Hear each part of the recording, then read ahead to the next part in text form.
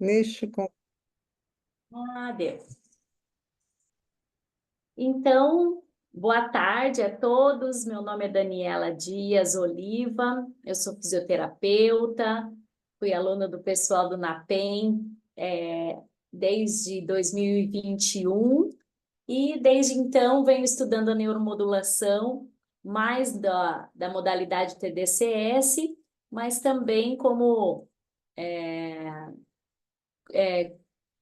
co-profissional numa clínica de neuromodulação aqui em Londrina, cidade que eu moro hoje. Esse trabalho que eu vou apresentar hoje, ele é um artigo que está dentro desta grande revisão, né? Essa revisão de escopo.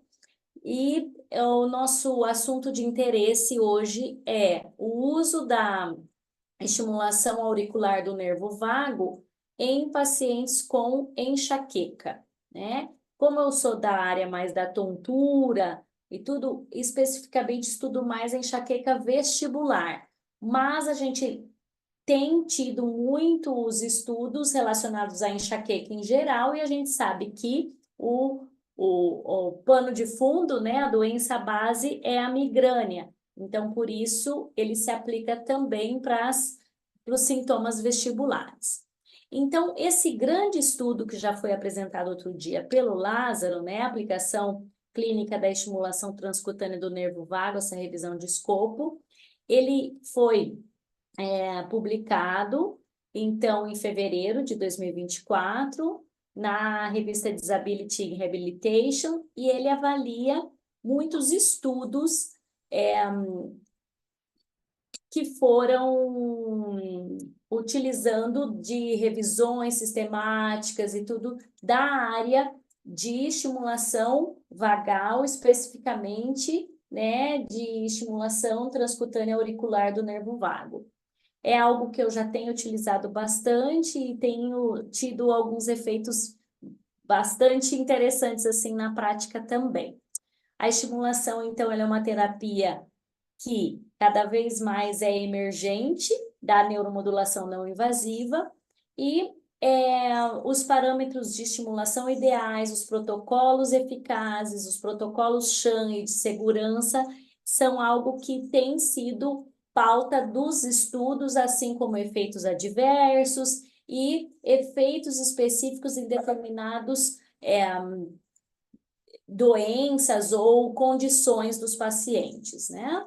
Então, essas revisões sistemáticas, elas indicam que a TAVMS tem efeitos terapêuticos, inclusive com redução de convulsões na epilepsia, melhorando os sintomas de depressão, zumbido e também funções motoras em pacientes com AVC, coisa que também é muito interessante de nós estudarmos um outro dia, talvez um outro grupo, mas fica a dica aí para a gente ler sobre isso, quem é fisioterapeuta da área neurofuncional. E nessa apresentação, a ênfase, então, do artigo que traz da abordagem da migrânia, tá? Então, ainda sobre o grande estudo, né? São ensaios clínicos randomizados, e 6 estudos relataram a enxaqueca. Mas, dentro desses 6 estudos, eu escolhi um especial, e daí já vou justificar por quê.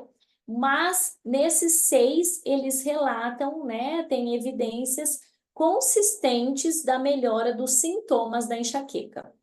Então, o tratamento, o estudo escolhido foi esse, né, de Straub e colaboradores de 2015, em que ele estudou a estimulação transcutânea do nervo vago, né, auricular, utilizando deste recurso, e fez esse ensaio clínico randomizado e monocêntrico.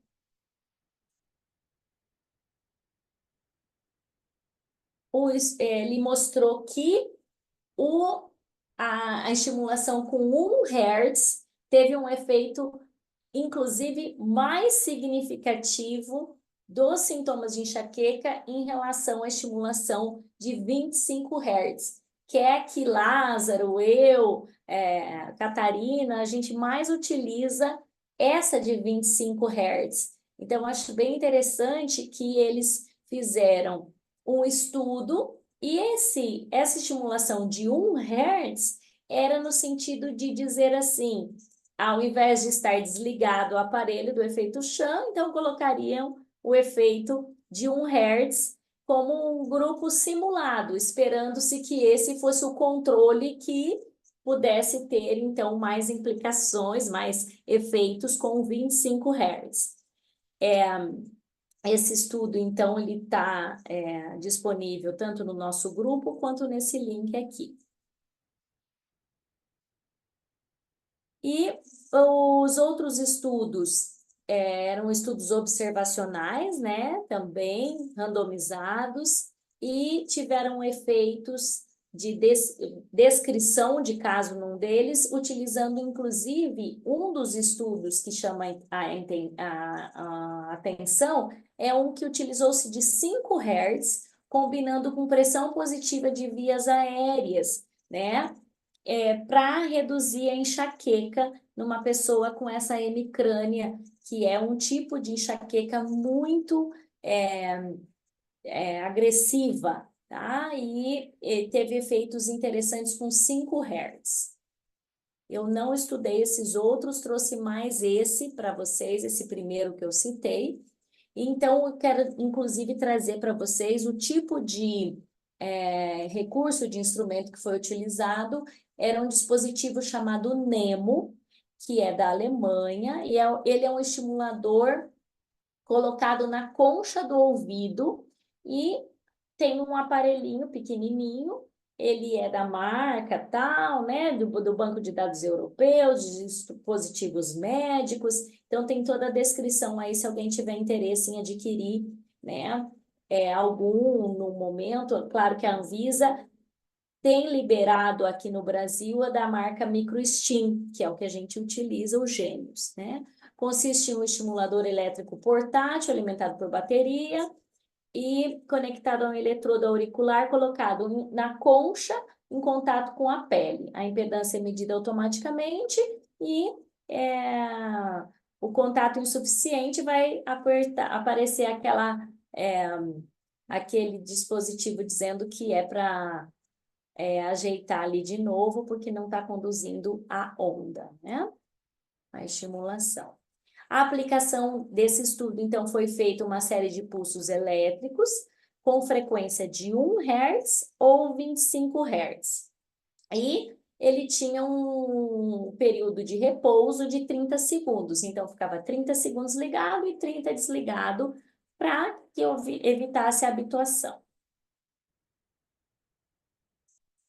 A intensidade do estímulo ela era ajustada individualmente durante a própria estimulação e eram feitas visitas para ajustar qual seria um estímulo que não fosse doloroso, mas que fosse com formigamento intenso, né? Para que ficasse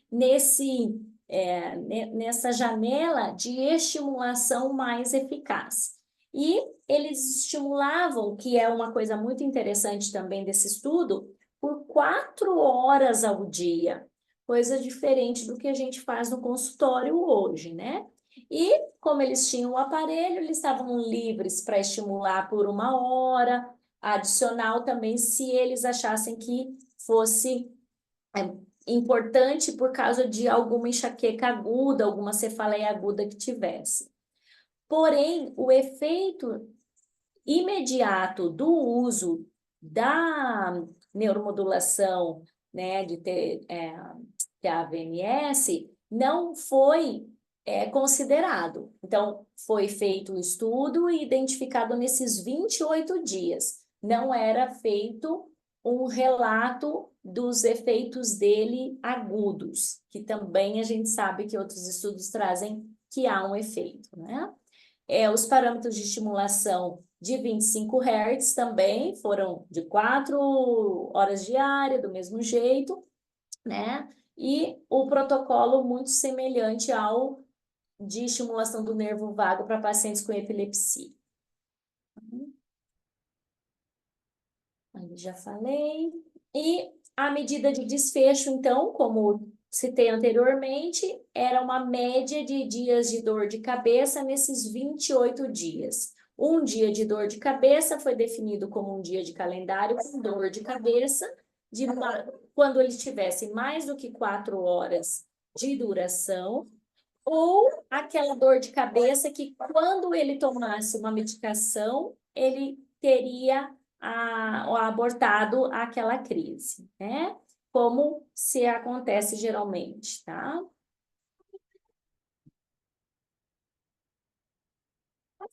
Oi, filha. Bom, os parâmetros de resultados primários e secundários. O que, Felipe? Pode. Uhum. Tá.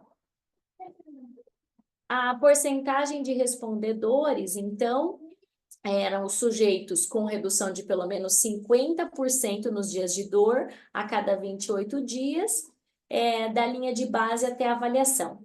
Então, eles também fizeram um desfecho secundário, além do resultado de número de dias com dor. A alteração na intensidade também média da dor de cabeça, em dias com dor de cabeça, alteração nos dias com ingestão aguda, nos medicamentos para dor de cabeça, alteração na incapacidade de um dos dois instrumentos de medida que foram utilizados, os questionários MIDAS, que é o que a gente bastante utiliza, e o RIT-6, que é sobre um inventário, né, da presença dessa enxaqueca. E número e tipos de eventos adversos. Então, vasculhando um pouco mais os efeitos dessa pesquisa. A análise estatística foi o teste U de Mann-Whitney e o teste exato de Fisher. Análise de desfecho com ANCOVA, os grupos de 1 versus 25. E sexo com variáveis categóricas e valores de linha de base como covariável.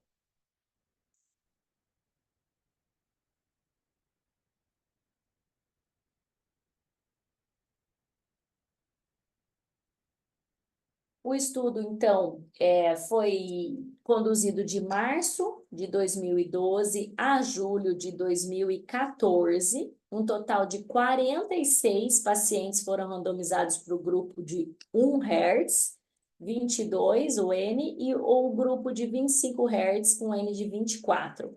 6 pacientes abandonaram o estudo e no estudo ele descreve toda esse abandono, os motivos deles terem abandonados, que eu não vou entrar em detalhes agora, mas que estão aqui, tá?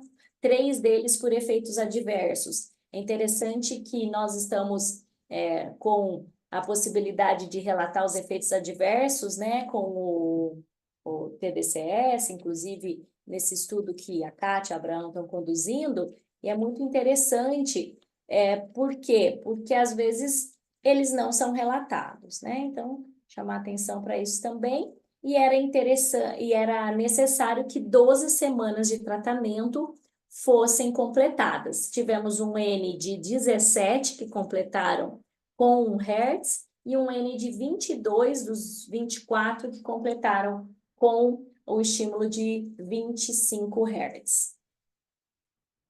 E aí, então, mais relembrando, né? Então, usava-se orelha esquerda, 4 horas por dia, por 3 meses, 2 grupos, um de 25 e um de 1 Hz, o dispositivo chamado NEMO, e a conclusão desses 40 participantes, então, tiveram a melhora de 7 dias por 28 dias, 36, né, 0,4% de linha base, esses de 1 Hz, enquanto que o grupo de 25 Hz teve diminuição somente de 3,3 dias, com redução de 17,4% de linha base, né? Então, em 28 dias, 7 a menos sem enxaqueca e de 28 dias, 3 a menos sem enxaqueca.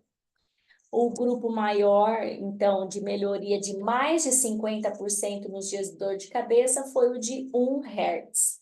E 29%, desculpa, considerado 29%. E 25 Hz foram 13% que relataram, então, a melhora de mais de 50% dos dias de dor de cabeça. A intensidade da dor de cabeça não foi significantemente alterada pelo TVMS, são dados já dos desfechos secundários, e não houve diferença entre os grupos quanto à intensidade da dor de cabeça. O número também de dias com ingestão de medicamentos para dor de cabeça, bem como as pontuações MIDAS e HIT-6, foram significativamente reduzidas em ambos os grupos, considerando, então, também a importância de usar ou de 1 Hz ou 25 Hz, tendo um efeito muito importante aí na necessidade de tomar um remédio para dor de cabeça ou não. 50% então de dor, já falamos, e 13% de dor nos de 25 Hz. Então, uma grande vantagem da prática da estimulação auricular do nervo vago é a boa tolerabilidade, porque é um estímulo tranquilo de se ter, para comparação, então, com o uso de topiramato, porque tem estudos que dizem o quê? Isso na discussão já, né? 1 em cada 4 pacientes desiste do uso de medicamentos profiláxicos para as crises de enxaqueca, como no caso, o topiramato. E nesse estudo, apenas 3 dos 46, então, desistiram em relação aos efeitos colaterais. Então, muito menos do que 25%, sendo 7%. Né? Todos os 3 também ocorreram no início do estudo, e a justificativa que tinha uma úlcerazinha no local da estimulação. E depois disso tudo, talvez pelo contato, teria que ser visualizado outras hipóteses, nesse caso, inclusive o uso de uma orelha bilateral ou da contralateral, cada dia em uma orelha, né? Então, efeitos adversos que poderiam ser bem conduzidos se não fosse no caso de um estudo. É que no estudo não se pode trocar, né, o método aí a ser aplicado, mas na nossa prática clínica, sim. A terapia pode ser também combinada com outro medicamento, um tratamento medicamentoso, né, sem risco de efeitos adversos. E aí, além de tudo isso, o TVNS permite que os pacientes continuem trabalhando, fazendo todas as atividades, né, mesmo com a estimulação, então, na orelha, levando uma alta conformidade com os tempos de estimulação. No entanto, os efeitos de longo prazo ainda precisam ser estudados, e a sustentabilidade da eficácia do TBNS ainda são desconhecidos. Obviamente, vão ter muito mais estudos, e nós podemos estar estudando mais esse uso mais continuado também em outros ensaios clínicos apropriados. Então, volto aqui para o grande estudo, do qual eu retirei esse estudo de migrânia e trouxe para relembrar aí com vocês que as implicações para a reabilitação, incentivando o uso do TAVMS, que seria um efeito terapêutico, além, né, dos pacientes com migrânia, incluindo depressão, epilepsia e acidente vascular cerebral. Há uma indicação preliminar de que a duração da dose e a duração geral do tratamento são importantes, então, identificarmos qual seria a dose, a necessidade de uma dose diária ou não, né, sendo esse paciente instruído a comprar um aparelho, né, por exemplo, de estimulação elétrica, né, e ao usar o TAVMS como intervenção, tem inúmeros questionários, mas incentiva-se muito que a gente faça uso desses questionários para, né, a comparação do pré e pós, e não e a administração também e anotação dos efeitos adversos. As palavras-chave desse grande estudo eram VNS, neuromodulação, estimulação transauricular e reabilitação. E esta, então, é a apresentação desse estudo, para que a gente possa conversar um pouquinho sobre, né, o uso da estimulação nos pacientes com enxaqueca. Muito boa apresentação, Dani. Quem puder abrir a câmera, eu entendo que tem gente que não consegue, mas seria bom para a gente poder discutir algumas questões. Eu queria te perguntar, né, porque eu não sou da área de equilíbrio, né, de vestibular, nem de migrânia, né? Eu trabalhei com dor crônica, mas muito mais dor neuropática periférica por compressão nervosa periférica. Então, não tenho experiências nem muito conhecimento na área de migrânia, mas com certeza é um problema de saúde pública, né, que afeta muitas pessoas. Eu mesma, durante minha fase produtiva na vida, sofri de muita enxaqueca, Uhum. e entendo perfeitamente que é um problema grave, porque é muito incapacitante, Incapacita. principalmente com as altas intensidades e a frequência. Então, eu queria te pedir, fazer algumas perguntas para você agora falar, sem ser olhando para o artigo, da sua Sim. prática clínica, né? Como você vê essa coisa da escolha da frequência, né? 1 Hz e 25 Hz. Quando você já viu, porque eu vejo que os pacientes são diferentes, tem gente que você usa um protocolo inibitório e ele não responde bem, aí você vai para um protocolo excitatório, responde bem. E outros são exatamente o contrário. A gente ainda tateia, assim, né? Vai tentando achar o melhor resultado para o nosso paciente real e na pesquisa a gente vê que existe essa dúvida. Qual é a melhor frequência em casos específicos, né? Com protocolos individualizados na sua prática clínica? Usar 1 Hz ou usar 25 Hz? E a segunda pergunta, bom, responde essa, depois eu faço outra. Tá bom. Então, é um assunto de interesse meu, porque a minha filha tem 9 anos, né? E começou com sintomas desde os 3 aninhos, e eu imagino que ela tinha até bem antes. E ela tomava muito leite, leite, leite, leite. E provavelmente já tinha uma intolerância assim e desencadeava muita enxaqueca nela, a ponto dela falar das auras, né? E depois do curso, eu comecei a utilizar nela. Então, ela com. Nós estamos em 2024, ela estava com 6 anos, né? Então, comecei a utilizar nela e os efeitos eram, assim, muito interessantes. E usava sempre com 25 Hz. Então, eu nunca usei com 1 Hz. Por isso que foi curioso esse estudo, e aí o Lázaro me ajudou a fazer a escolha dele. E ele disse, Dani, veja esse de repente, por quê? Para lançar essa opinião da gente, como precisa de uma organização, às vezes essa estimulação sutil, né? Ela já vai fazer o efeito, porque inclusive técnicas que a gente utiliza de toques sutis nós não vamos ficar fazendo isso porque nós vamos estimular mais. Então, talvez nessa linha poderia ser. A partir de agora, eu até vou tentar. De repente, algum paciente que não tenha tanto efeito com os 25 Hz, e vou colocar em mim também. Eu não tenho com crises assim, mas eu vejo uma irritabilidade e tal. E hoje a gente vai tendo práticas de saúde melhores, tomando muito mais água, a gente descobre, né, como manusear essa possível enxaqueca. Mas é sim, é uma novidade para mim, 1 Hz também, Kátia. Ah, você tá mudo. Então, na prática clínica, você nunca usou 1 Hz, Não, não viu ainda isso. Ok. não.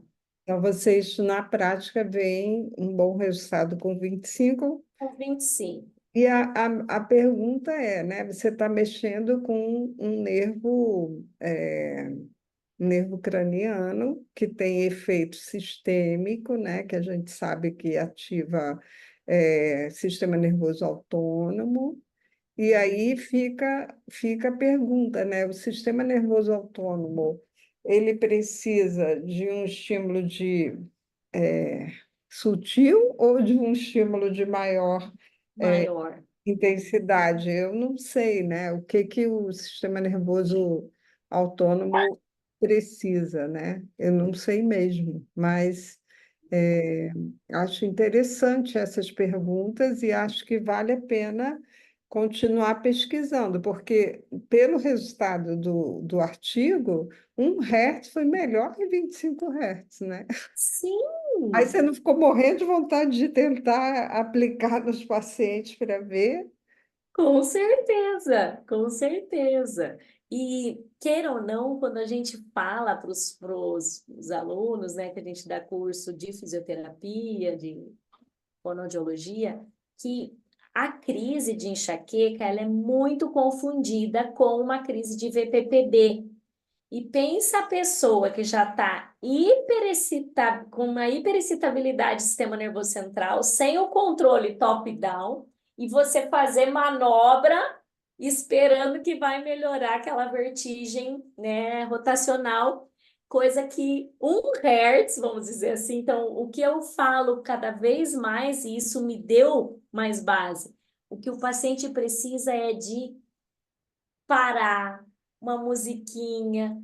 Às vezes ele nem consegue receber um toque, né? Hum. Então, o mindfulness, outras técnicas, assim, o escalda-pés eu já fiz, e, por exemplo, me coloquei a fazer escalda-pés na paciente, ela começou a chorar, assim, desesperadamente, ela dizia, eu não acredito que você está sentada aí no chão, fazendo um shiatsu no meu pé e um escalda-pés. E aí aquilo também faz vazão de outros Uhum. fatores que possam ter levado a essa crise de enxaqueca, né? Ou levado ou perpetuando, né? Porque uma vez que você está diante Perpetuando. Exatamente.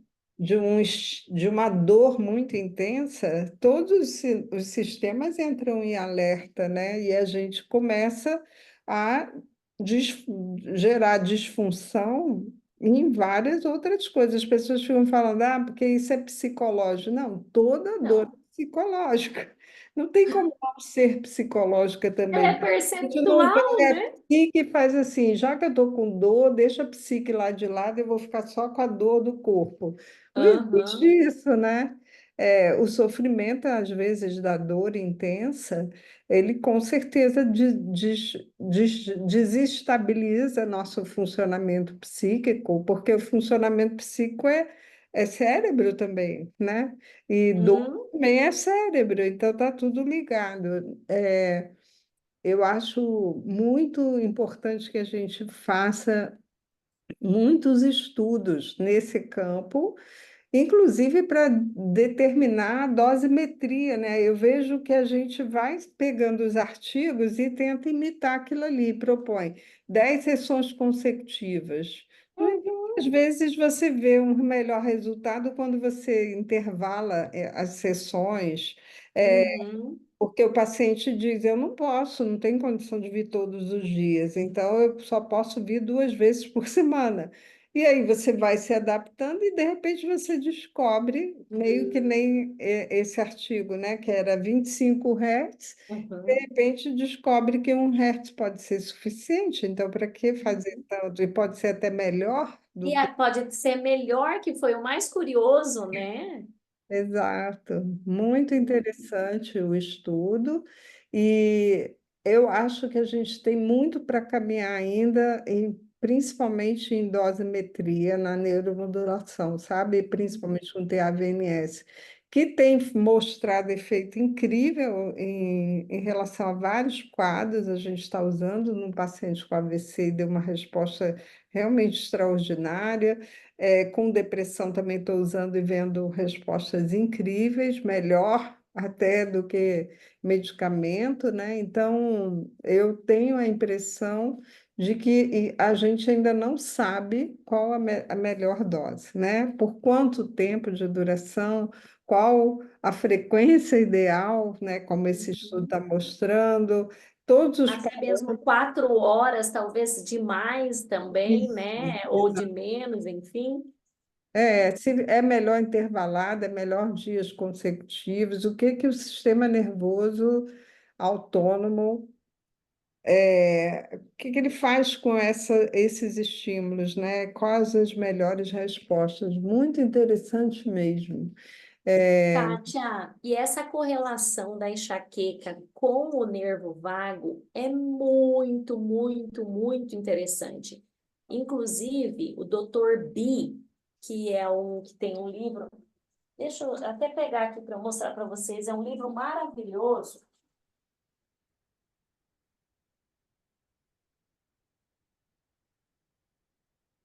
Esse aqui, ó, Victory over Vestibular Migraine. Tá? Esse é o Dr. B. Ele coloca muita correlação da migrânia com todos os outros sistemas, inclusive dor lombar, rouquidão, uhum.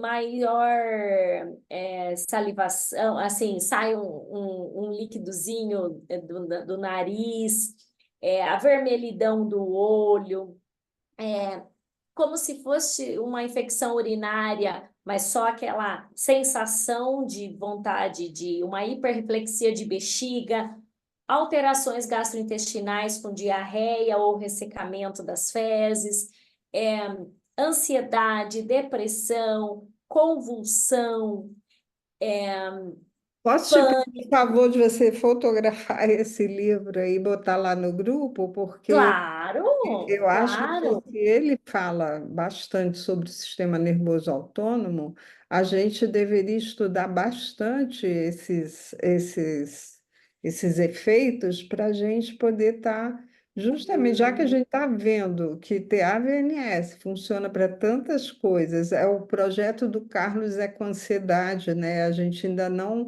encontrou ensaio clínico com ansiedade e TAVNS, aí por isso que ele vai fazer esse estudo com TEPT, né, no caso específico Ai, que legal. de estresse pós-traumático, mas a gente acredita que também vai ter um efeito, mas a gente precisa justamente dessa fundamentação é, teórica, né, de como o sistema nervoso autônomo responde e controla os circuitos frontolímbicos, principalmente, né, que tem a ver com as áreas afetadas no TEPT, né? Então, muito Uhum. importante para a Ah, gente. eu Legal. acredito que o Dr. B vai ser um excelente autor para vocês pesquisarem isso. Inclusive, eu tenho algumas palestras dele que eu coloco aqui nos slides. Eu vou dar aula esse final de semana em São Paulo e estava preparando os slides, por isso estou cheia das coisas ali sobre esse tema também. Ah, Então, muito vamos trocar interessante. mais ideias.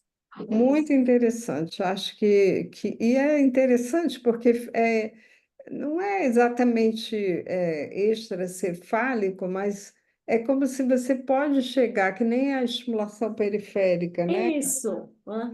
Você pode chegar a modular o sistema nervoso central sem estar diretamente no neurônio do cérebro, né? Você Sim. vai por vias muito mais, vamos dizer, mais seguras para o paciente, né? Porque, Uhum.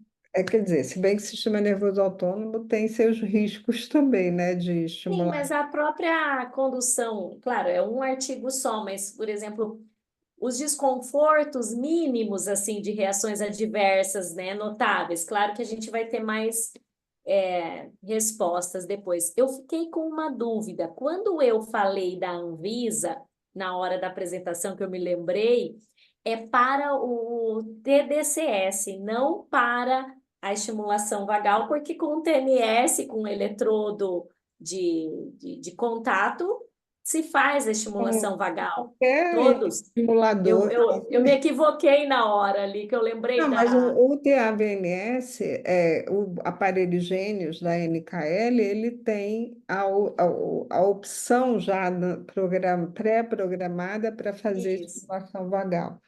Enfim, mas, enfim, é uma coisa. Agora, em relação aos desfechos, né? No início eu fiquei assim, ele está olhando para os respondedores e não respondedores, teve uma perda de segmento, não fez intenção de tratar, né? Eu acho. Não sei, Uhum, não vi isso, não reparei se ele usou os dados, eu não encontrei esse dado lá. uhum, Mas aí eu fico pensando, mas acabou que depois você mostrou que ele, na verdade, avaliou vários desfechos.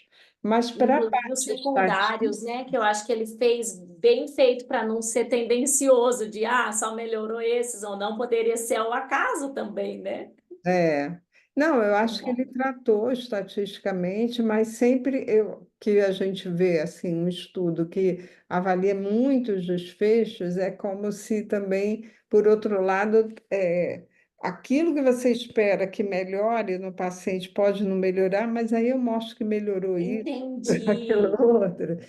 Mas eu gostei, eu acho que o principal, né, pensando no lado do paciente, é que ele fique com menos dias de sofrimento, né, e que ele diminua a intensidade. Eu entendo e dê mais liberdade para ele ter participação social, né, para ele poder viver a vida de uma forma geral. Eu acho que qualquer tentativa científica tem que estar buscando oferecer isso para as pessoas, e eu acho que ele acabou que ele mostrou que realmente pode ser uma ajuda, né?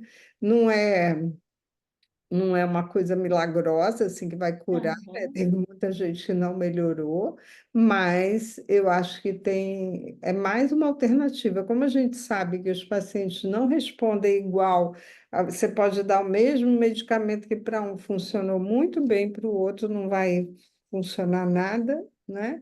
É, por, por exemplo, o sistema neuroimune, né, também nessas questões das enxaquecas, eu nunca respondi com os remédios próprios de enxaqueca, né, Neosaldina, não sei o que, nunca tive resposta para isso. Tinha que tomar 4 para ficar assim meio grogue para poder fazer algum alívio, porque era Hum. intensa dor. Sabe o que que eu respondia super bem? Anti-histamínico. Então, Ah, cada um é único, é. vai ter respostas diferentes, né? Tanto Kátia, você vai gostar desse livro, porque ele trata exatamente isso.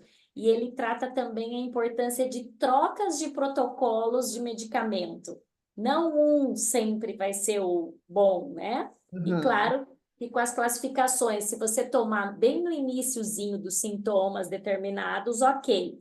Mas depois que a crise já está instalada, tem que ser os abortivos mesmo, Tem ó. que ser, exato. Exatamente.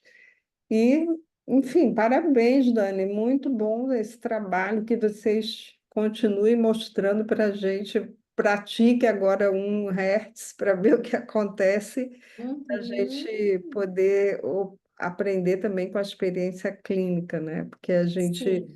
às vezes, vê um artigo, acha super interessante, quando vai para a prática clínica, não é exatamente isso que acontece por vários fatores, né? Até, às vezes, aonde o estudo é realizado, que são condições muito diferentes das que a gente tem, né? Eu não Sim, sei no se o dia a doutor... dia, né? Exato, e também enfim, ambiental, né? Tem climas, influenciam muito Uhum. o funcionamento, o horário do dia que a gente deve fazer estimulação vagal, né?